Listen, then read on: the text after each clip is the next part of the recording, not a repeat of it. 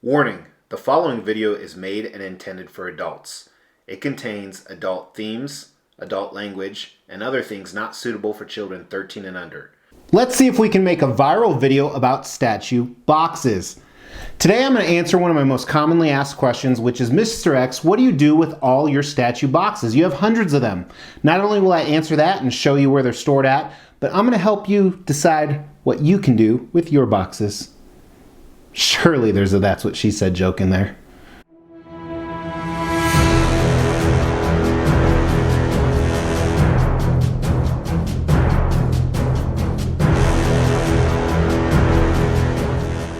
Welcome to the Extreme Channel. My name is Mr. X. Today we're doing a video about boxes. Why are we doing that? Two reasons.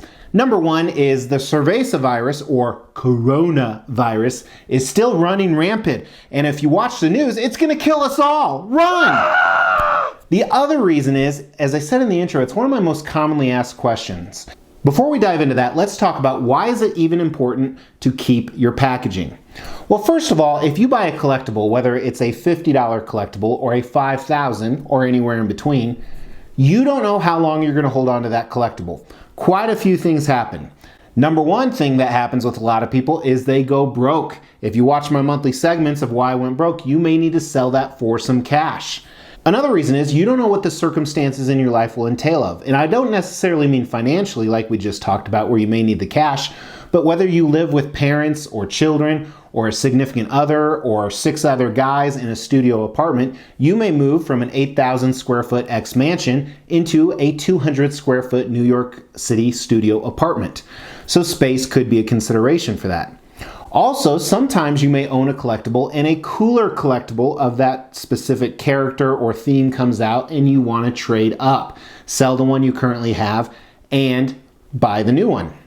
So you never know. So you want to hold on to those boxes, but at what point is it worth it? So a lot of people figure out interesting things to do with their boxes. Some of them put them in their garage, some in a closet, maybe in a storage unit, maybe in the storage part of your house. Maybe you keep them at work, maybe a friend's house. Who knows? Mr. X kind of does all the above, and I'm going to show you video and footage and talk about that in a few moments here. First, what should you do with your boxes?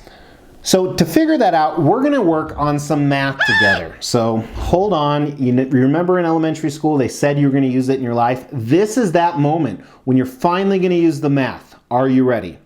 We're going to do some presumptive factors here, and you can figure out how it works for yourself. But I would say the average statue collector who's really into this owns 10 to 30 statues, somewhere in that range, maybe around 20. First thing you want to decide is, okay, how much is the average value of a statue? And it's probably closer to somewhere around $652.36, but let's say $1,000 for easy math. Now, before we go any further, I want you to switch roles, not as the person who owns the statue and has the boxes, but as the buyer. And I want to ask you a question. If you were able to get a statue you wanted that normally ran at about $1,000, whether that was retail or the current market value, and a seller says to you, hey, I will give you this statue for 25% off. The catch is I don't have the original packaging. However, I will package it up separately. Obviously, if anything breaks, I will pay for it. So I will give you this statue for $750, but the catch is you don't get the packaging in the boxes. Will you do it? And the majority of people, in my opinion, if they're smart, would say, absolutely, I'm in it for the statue, I can save $250, done deal. Hold on to that.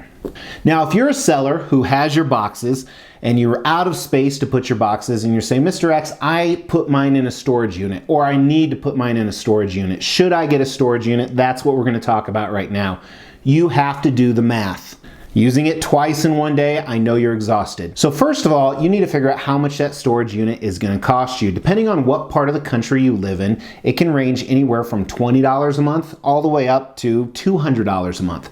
Where I live, a larger storage unit is about $200, $250 a month. So in an annual year, you're talking about $2,000. Whatever that looks like for you, do the math, use a calculator if you need it, 12 times that monthly value. Now figure out how many statues on average you will sell in a year.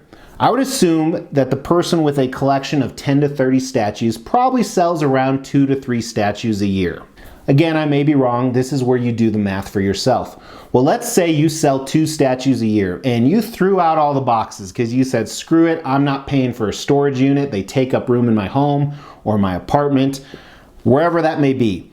So I'm going to lose $500 a year on average of this statue. Again, it's probably less, but for our math equations, we're going to say that. So I'm going to lose $250 off each $1,000 statue. That's $500 I'm going to lose when I sell it without the packaging. However, a storage unit costs me $50 a month. Now, $50 a month times 12 months is $600. So I'm going to lose $500 if I don't have a storage unit. But if I rent a storage unit, it's going to cost me $600. Do you see where I'm going? For you math majors, 600 minus 500 equals 100. That means it costs you $100 more to have a storage unit for those boxes. So you have to do the math. The math doesn't always work in the favor of you shouldn't get a storage unit. However, in my opinion, the majority of the time it does. And this is only if you're storing boxes. Some people have storage units to store the actual statues themselves, which don't even get me started on that.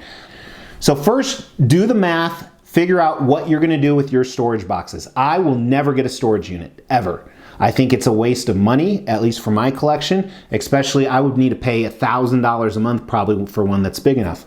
However, I keep all my boxes. How do you do that, Mr. X? So glad you asked. Well, thankfully, I have a little bit more means than most people. And one of my businesses I run, we have a large warehouse. Not only do we have a large warehouse, but I just signed a lease on a much larger warehouse. And side note, that means my office will be 5 times bigger, which means I can fit 5 times more statues in my office. I'm going to launch, by the way, I'm going to launch a office room tour soon within this month when this is actually launching. This is March 2020. So I not only keep them in that warehouse there, but I keep them in a few different places. So let me show you right here. First of all, this is the bar area right behind where I film. This is where I keep pieces that I have up for sale or I'm going to put them up for sale. So there's not always stuff here, but right now there just happens to be. Another place in my house is in an extra bed. We have a few extra bedrooms. Right here, this closet, particularly right now, when I'm filming this, these are the giveaways. I just gave away 8 boxes worth of statues. They're all in here right now. So usually what I put in here is something that I need easy access to. And there are actually statues in these boxes, as I said. We have a storage room in our basement, and I'd say the size of this is probably around 800 square feet, maybe 700 square feet. It is completely full right now because I'm working on transitioning a whole bunch of boxes and I haven't went through this lately. So this is another section right here that I just have tons and tons of boxes. And then I have a staging area. This is actually the 3rd bay in our garage. These are pieces I need to move to my warehouse. And again, it's a warehouse I use for other businesses, so essentially the rent's not free. I pay for it every month. But these are in the process of getting over there. And right here is what you guys have been waiting for. This is where I keep them in my warehouse. And thankfully, as you see, I'm kind of out of room on this wall. But we're out of room in this warehouse kind of all over the place because we've kind of reached our capacity. We've grown so much, which is a great problem to have. So what I'm going to be doing is moving into a new warehouse. As I said, that's about 4 times the size of this. I know you can't see this right here. This warehouse is approximately 12,000 square feet, but we're moving into one, or actually it's about 8,000 square feet. We're moving into one that's about 4 times larger, and I'm going to be able to store all these boxes. And the big thing is I'll actually store them in a semi-sequential order so it's easy to figure out where one's at. Store sideshow pieces next to sideshow pieces, custom next to custom, prime 1 next to prime 1. I try and do that now, but I just run out of room and I throw things wherever I can get them. So the bottom line of all this, do the math to see if a storage unit makes sense. In my opinion, most of the time it does not.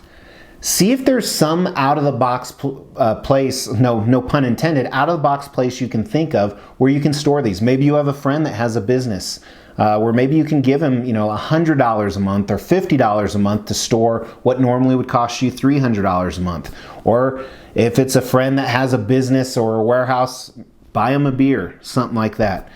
However, keeping the boxes in the home, it just gets tiresome. And you also have to think of, things change constantly. As you guys know, I'm changing the direction of my collection. So don't ever think I will never sell this piece. That is probably the cardinal sin. I've done that with a few pieces where I've actually thrown out the boxes because the boxes were so destroyed, or I just know that shipping this would be impossible. The only time I do a transaction would be locally anyway. For example, that huge Iceman right here. I love it, but I also would never ship it again. So I know that, so I threw out the box.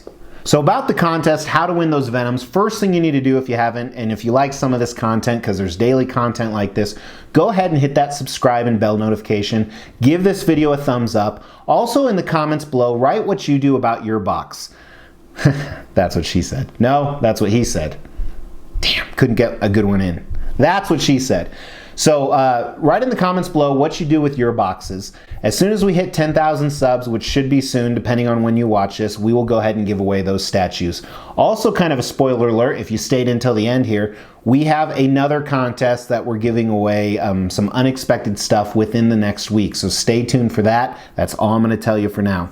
But anyway, as always, thanks for watching, guys. I look forward to reading your comments about what you do with your boxes. That's such a weird statement. And until tomorrow, take care.